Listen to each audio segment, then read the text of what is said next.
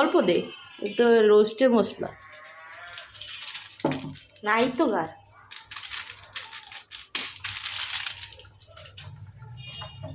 খিচুড়ি রান্না করতেছে বিরিয়ানির মধ্যে।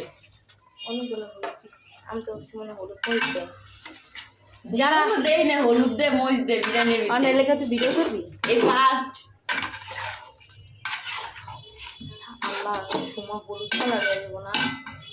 হ্যাঁ বিরিয়ানি বোনা খিচুড়ি হলুদ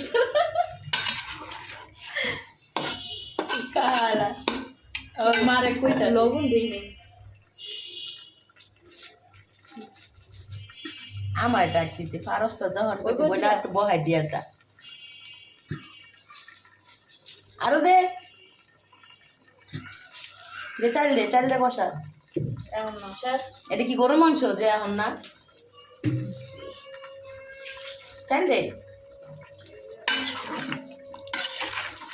আপনাদের সবাই দাওয়াত গাই সবাই এসে খাইয়া যান।